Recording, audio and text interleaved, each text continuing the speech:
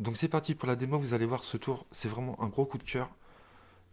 J'ai adoré vraiment la méthode. Donc c'est un truc de fou, pourquoi? Parce que vous n'allez pas du tout regarder.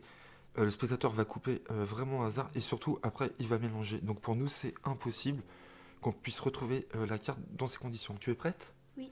Donc regarde, c'est très simple. Donc je te montre, j'ai un jeu de cartes normal, ok. 52 cartes. Donc c'est parti, je me retourne. À partir de ce moment-là, tu coupes où tu veux. Tu retournes ce paquet que tu viens de couper, tu le poses sur le jeu. Tu viens d'arriver sur une carte au hasard. D'accord? Oui. Tu prends cette carte-là, tu la montres à la caméra et tu la caches. Je ne vais plus la voir. Tu reprends le gros du jeu et tu effeuilles le jeu devant toi et toutes les cartes face visible, tu les remets toutes ensemble face cachée. C'est le reste du jeu que tu as dans les mains. C'est bon? Oui. C'est bon? Oui. Ça y est?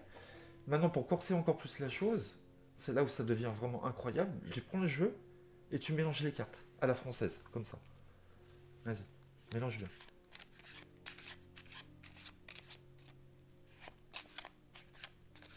Donc je veux bien que tu mélanges, vraiment c'est important là. Pour que vraiment ta carte soit perdue, que moi je ne puisse pas la retrouver. Oui. Allez, vas-y, encore une fois, une dernière fois, vite fait, chérie. Vas-y.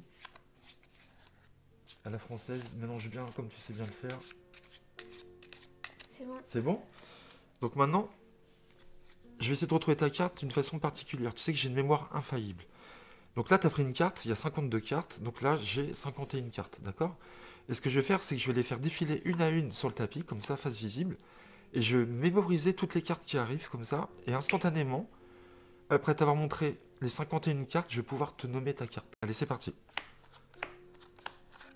Donc j'essaye d'aller un peu vite, comme ça, tu vois. Là, j'essaie de mémoriser toutes les cartes qui arrivent.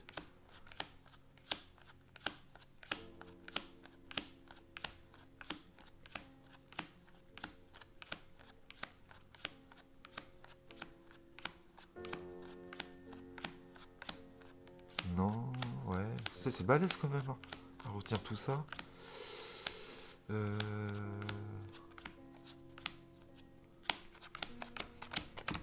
Je pense que j'ai trouvé ta carte. Donc prends-la dans les mains face cachée, je me retourne. Vas-y, prends-la face cachée.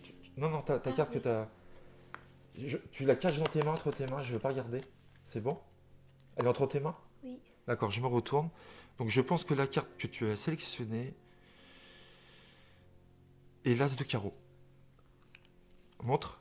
Voilà, l'As de carreau. Tout le monde voit bien. Donc voilà, franchement, c'est un tour de fou. La méthode est dingue. C'est vraiment un gros coup de cœur, comme je vous ai dit au début de ma vidéo.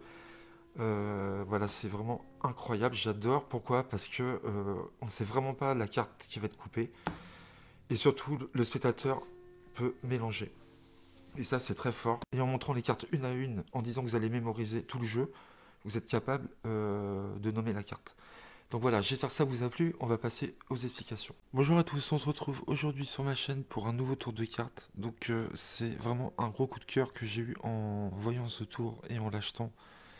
C'est une méthode vraiment dingue. Vous allez pouvoir faire un tour de magie de fou, je vous promets. Donc pour faire ce véritable miracle, vous aurez besoin d'une carte double face qui correspond à votre jeu. Donc moi j'ai un jeu bicycle bleu, j'ai pris une carte double face bleue. Et vous aurez besoin du rofing stick si vous avez ça, ou une bombe effet anti-glisse comme moi j'utilise actuellement.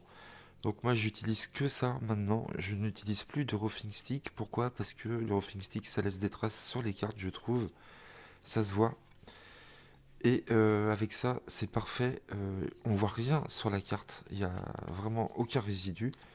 Et ça marche super bien. Donc c'est comme le science friction, on va dire, sauf que le science friction c'est hyper cher. Ça coûte 5 euros. Par contre, vous n'avez que 150 millilitres, mais ça suffit largement pour traiter pas mal de cartes. Moi, en général, j'en achète deux trois. Donc je vous mettrai l'adresse où je les achète. Et je vous conseille vraiment de prendre ça. Je vous montre de près. Voilà ce que j'utilise. Et donc la différence avec le roofing fluide, les cartes adhèrent, ça aussi elles adhèrent, mais le roofing fluide, on peut séparer les cartes, on va dire, pour le jeu invisible sans problème. Avec ce produit-là, les cartes adhèrent aussi, mais elles ne peuvent pas se séparer. On aura vraiment du mal à les séparer. Donc vous ne pourrez pas, par exemple, construire un jeu invisible avec cette bombe, puisque vous aurez du mal à séparer les cartes, d'accord? Ça, je m'en sers pour Choice, par exemple, et beaucoup d'autres tours. Donc vous prenez votre carte double face, et vous allez traiter une face avec votre produit, d'accord? Sur un seul côté. Et vous allez placer cette carte-là sur le dessus du jeu, d'accord? La face où il n'y a rien, vous allez la poser ici. La face sur le dessus est traitée. On la met de côté. Ensuite, pour votre jeu, vous allez ranger votre jeu en System Instack ou en mnémonica, comme vous voulez. Moi, j'utilise le System Instack. Je vous conseille de l'utiliser parce qu'il est assez connu. Vous n'avez pas besoin de mémoriser les cartes. Donc, pour ceux qui ne connaissent pas, vite fait, je le répète encore une fois, mais c'est pique, cœur, trèfle, carreau. Vous avez des cartes qui se suivent comme ceci. Et vous rajoutez 3 à chaque fois. Donc, pique, as de pique, 4 de cœur, on rajoute 3. Après le cœur c'est quoi? Trèfle, on rajoute 3. Et ainsi de suite, vous faites ça pour chaque carte, d'accord? Et vous allez inverser l'ordre des cartes. Donc là, on est vraiment dans l'ordre de gauche à droite. D'accord? On a 3, 6, 9, dame, 2, 5, ok? Et vous allez inverser tout votre jeu. Pourquoi? Parce que pour la révélation, vous allez voir, la carte que vous verrez, il y aura une carte que vous verrez, je vous expliquerai après, va vous indiquer la carte choisie.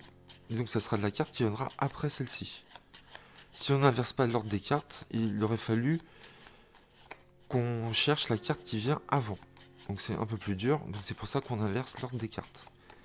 Voilà, vous avez inversé l'ordre des cartes, vous prenez votre carte double face, le produit est en haut, et vous êtes prêt à commencer votre tour. Donc vous pouvez très bien montrer votre jeu comme ceci vite fait, c'est pas nécessaire. Et pareil, là vous pouvez montrer un jeu normal. Vous pouvez même faire un ruban et cacher votre carte au début, d'accord? Donc vous laissez un petit bloc au début et vous poussez après comme ceci, d'accord? Vous n'êtes pas obligé de le faire vraiment.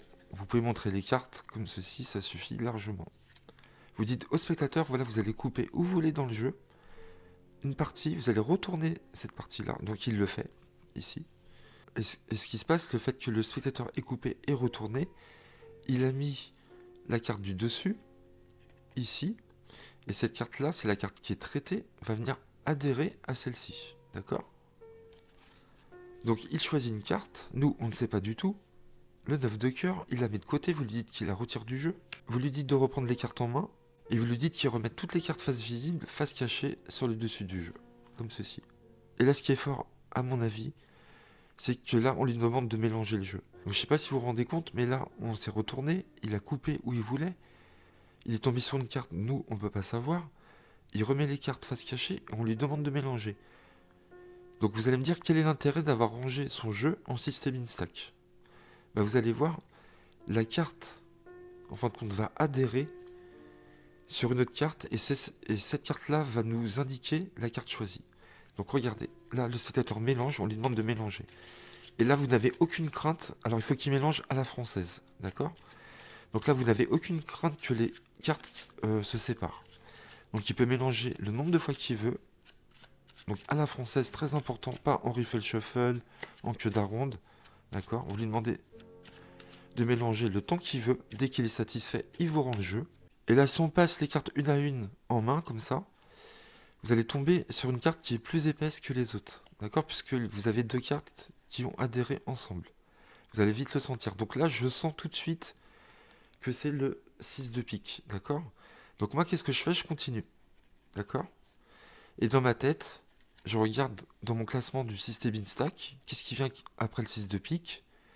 Pique, cœur. Vous rajoutez 3 à 6, je sais que c'est le 9 de cœur. Et donc je sais que le spectateur a choisi le 9 de cœur. Voilà, c'est vraiment extraordinaire, génial.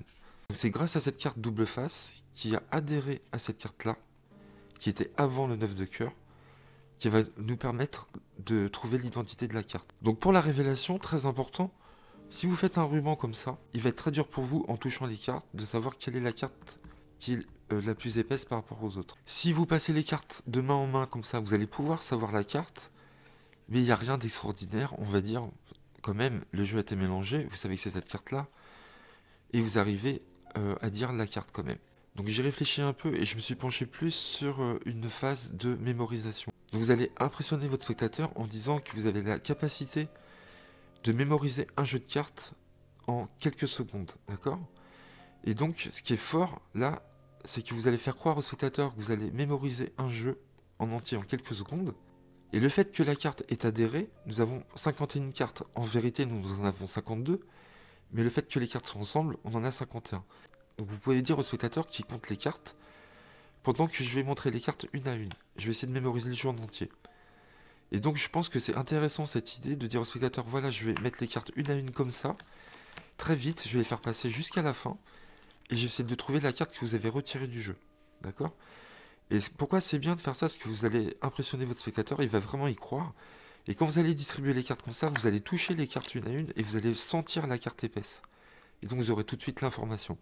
D'accord? Donc je sais pas ce que vous en pensez, vous ferez comme vous voulez, mais moi je pense que c'est une bonne idée. Et donc vous distribuez les cartes une à une, mais très rapide. D'accord? Vous y allez comme ça, avec cette cadence-là. Et à un moment donné, vous allez sentir qu'il y a une carte plus épaisse que les autres, en distribuant forcément.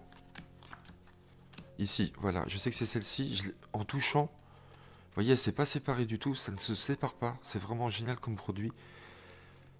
J'ai senti tout de suite qu'elle était plus épaisse. Donc là, je continue à distribuer et je mémorise le 6 de pique. Et tout de suite, dans ma tête, je me dis, qu'est-ce qu'il y a après le 9 de cœur? Je continue et là, je peux aller encore plus vite puisque j'ai déjà l'information de la carte. Et là, vous dites, ça y est, j'ai réussi à mémoriser les jeux en entier.